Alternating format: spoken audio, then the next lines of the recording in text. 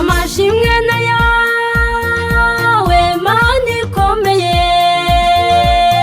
kuko ibyo wankoreye birenze ubwenge bwanjye.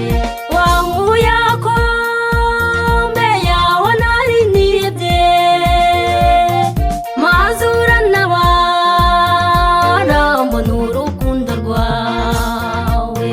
Nanjye nzogeza hose ibitangaza byawe, n'abatakuza imbaratire ubuhangange bwawe. nimuze mwese tuyishime, iyo Mana ni nziza, yitwa Rudasumbwa n'ukuri, reka nyivuge ndayizi.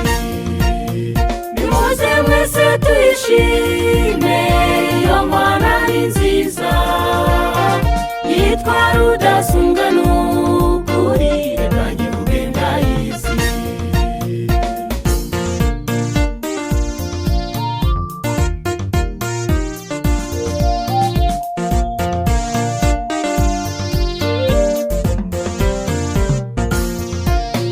Abantu benshi bagira amarangamutima,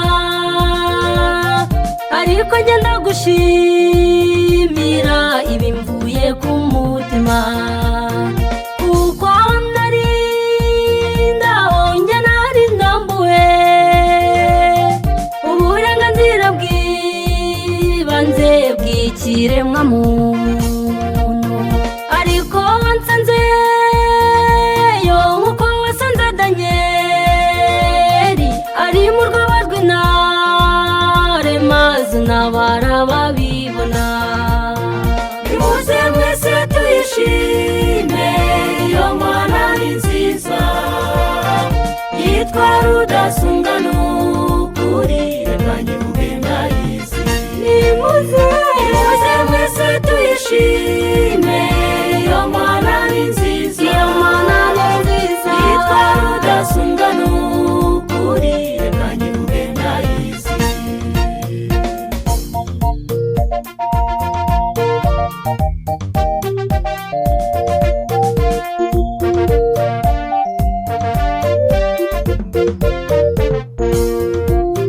nimundeke ndirimbire uwo mukunzi wanjye, kuko yankuye ninjyuza agahinda kawo.